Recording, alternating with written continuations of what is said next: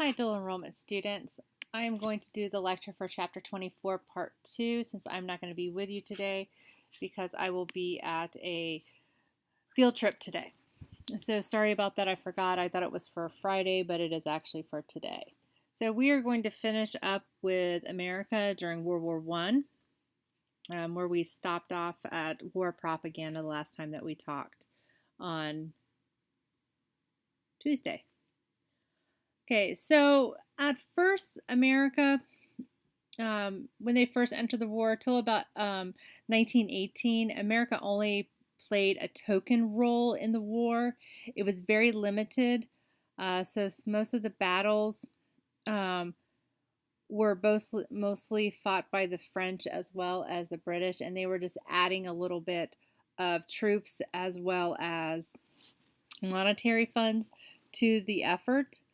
But it all changed about mid 1918, and the idea was for both sides, the Central Powers as well as the Allied powers, to kind of go and get France.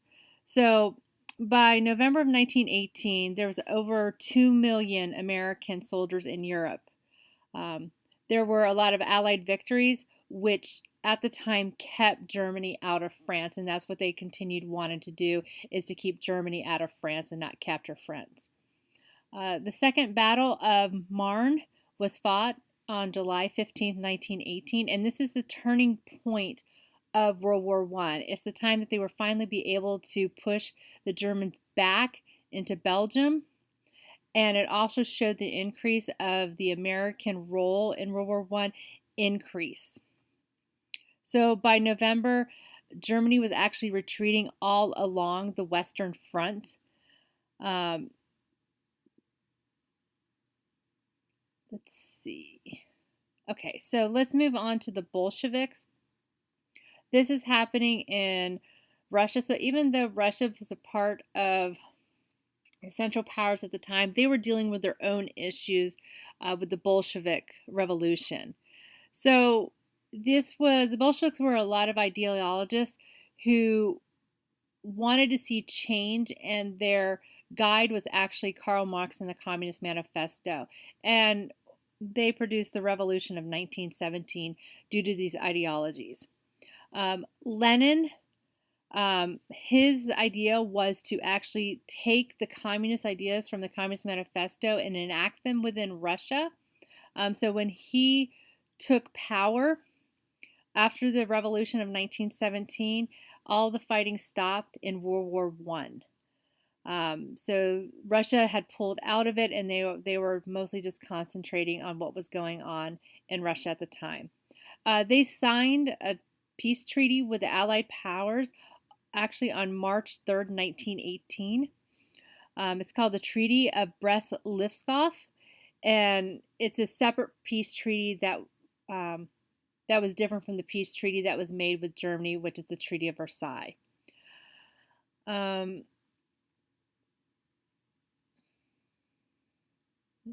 see.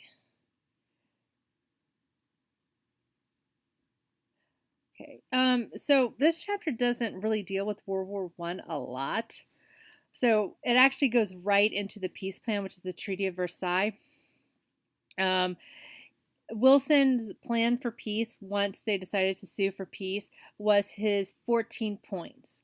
The idea is that nobody wants war again. They want to prevent all this all-out war.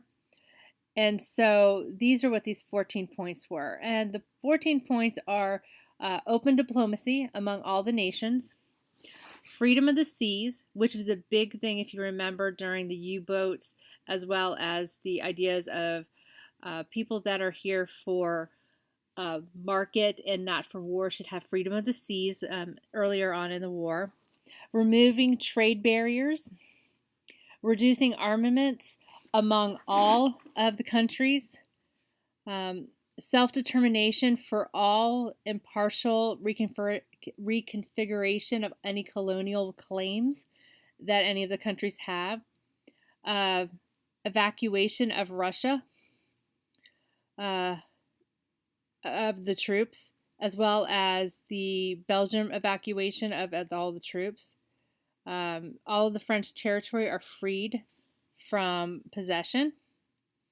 Also, adjustment of actually the Italy frontiers. Austria-Hungary would remain autonomous. 11 is Romania, Serbia, Montenegro would be evacuated from, and there would be no troops in there. Turkey would be of the Ottoman Empire and would have its own sovereignty. There would be an independent Polish state, and there would be established a League of Nations. And so this is presented to Congress by Wilson in January of 1918. So the U.S., their specific mission was to spread democracy that would also lead to no conflict around the world. So that was kind of the idea. So it was an idea that they wanted to reassure that they had a noble idea and a noble cause. So the Allies actually accepted the peace that was given to them by Germany as well as Russia, but they also wanted war reparations for all the war damages. So that's something that they wanted to sue for that we'll later find out causes issues and develops World War II. So the armistice is signed by all parties on November 11th, 1918. Okay. So at the time that Wilson is doing a lot of things abroad, there's a lot of domestic unrest here in the United States. He's actually the first president to leave for a very long period of time. Most presidents leave for short periods of time. He was in Europe for a great deal of time trying to set up the League of Nations as well as deal with negotiations for the Treaty of Versailles. So what ends up happening due to World War I and his extended period abroad is that he kind of unravels all of his progressive coalition ideas and his progressivism. He kind of unravels all of that here in the United States. The Democrats actually lose the midterm elections in 1918 due to this. And also, Wilson doesn't invite prominent Republicans to assist in any of the negotiations, which ends up biting him in the butt because he wants to bring about in the United States being a part of the League of Nations, but since he doesn't have the Republicans as a part of it, it's hard to get it passed through Congress.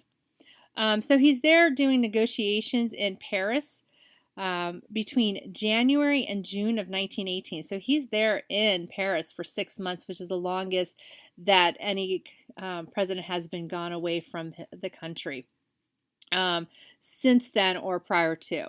The big four countries are a part of the negotiations in Paris for the Treaty of Versailles. We have Britain, France, Italy, and the United States. So the idea of League of Nations, which he also was one of his 14 points that he passed before or presented before Congress, he thinks this 14th point is the very most important part. Article 10 pledged that members would be there to consult on military and economic sanctions against aggressors. So it's very like the precursor of the United Nations that we have today. Countries come together and come to an agreement and also issue sanctions and so forth to get kind of everybody in line. And this is to help prevent war. So the organization of the League is that each member would have one vote. The Big Five would be a part of the Executive Council, and the Big Five would be Britain, France, Italy, Japan, and the United States.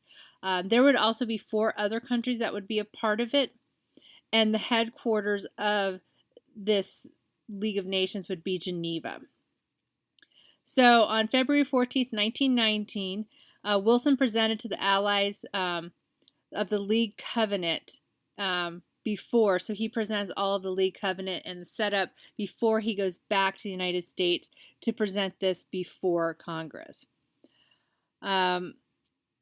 So Teddy Roosevelt says that this undermines the idea of American-made kind of ideas, as well as it would serve to be more military for Germany, and we need to be ready for a more military Germany at the time. Henry Cabot Lodge said it usurped Congress from declaring war and that was Congress's right to declare war. So it actually was unconstitutional, is what he said about this. So it wasn't really a well received plan in Congress.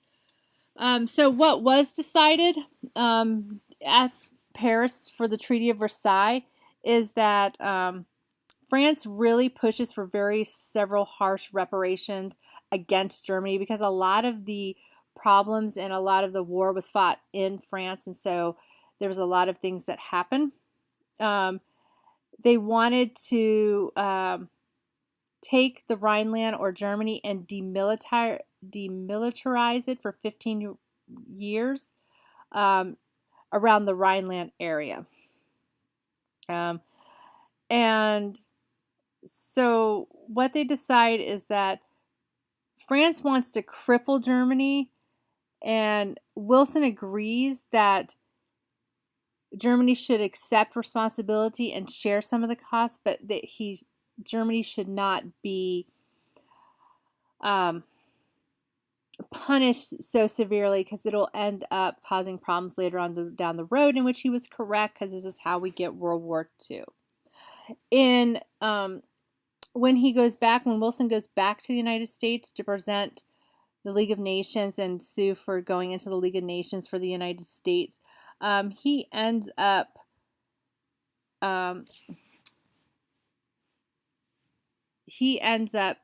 alienating a lot of people to go into the League of Nations, so it actually is not something that happens. The treaty is actually ratified, but it's ratified after he leaves office. Okay. So let's talk about, sorry about that. So let's talk about the opposition in the Senate. So, as I said before, Henry Cabot Lodge opposes it, and at the time he takes his ideas on the road, and he actually delivers 32 speeches in 22 days during this time period, trying to get support from the American people. And during this time, he actually has a stroke during the course of delivering these speeches and addresses to different people around the United States, which he becomes more intractable, where he refuses to compromise in any kind of way. And so it's either all or nothing. So Senate does vote on the Versailles Treaty. They do it with reservation, which basically is that they pass the treaty, however, they refuse to enter the United States into the League of Nations. The official end of the war is by a joint resolution. So July 2nd of 1921, we have Germany and Austria and Hungary.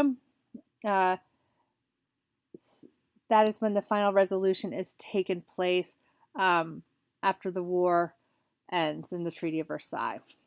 So after the war, there becomes a pandemic of Spanish flu. So a lot of people contracted the Spanish flu in Europe, and because we had so many people fighting the war in Europe, the Spanish flu kind of went around the world in the spring of 1918 after the war.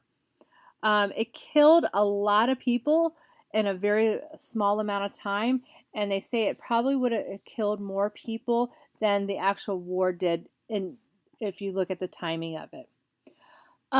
So the economic transition from war economy to peace economy caused a lot of labor unrest. So in 1919, there are 4 million workers on strike, which is right after the war. And we see strikes in the U.S. Steel, the railroads, as well as there's a Boston police strike as well. Now, some other things that are happening around the world and in the United States. So, for instance, in the United States, there is a lot of racial friction, and some of this racial friction they call it the Red Summer of 1919. What happened is that a lot of the war soldiers came home trying to get their jobs back, and a lot of the African Americans and women had the jobs. Most of the women just went right back into the home, but a lot of the African Americans did not want to give up their job. And so it causes a lot of friction because of that. There are 25 race riots during the summer of 1919, and there are many deaths and injuries during that time period because of this friction. We also see the rise of the Red Scare begin right after World War I. It's more of a fear of a social revolution. We see what happened with the Bolsheviks. We really fear kind of the so-called lunatic violent fringe that the Bolsheviks did during the revolution of 1917. And so we're starting to see the fear of communism because of how the revolution took place in Russia, and we don't want to see it spread throughout the democratic world because it's anti-democratic according to the United States. Mitchell Palmer is actually promoting it and making it a big thing at the time. However, it kind of like dies down in the summer of 1920, but we'll see it rear its head a little bit right after World War II, and definitely during the Cold War period right after World War II. So that's the end of chapter 24. I will be checking notes for chapter 24 and chapter 25 next week. You will also have your quiz on the Progressive era as well as World War I next week, so be prepared for that. I will put the information on what topics will be covered on the quiz this weekend so you can look over and study for it. Please email me with any questions, comments, or concerns that you might have. Please make sure you complete your Cornell notes today and answer the focus questions that are in your chapter book. So just look at the chapter 24 at the beginning of the chapter and answer those questions. I'll also put something on Google Classroom so you can see the questions there as well. It needs to be left in the classroom so that I can grade it and give it back to you next week. So I'll see you guys next week sometime.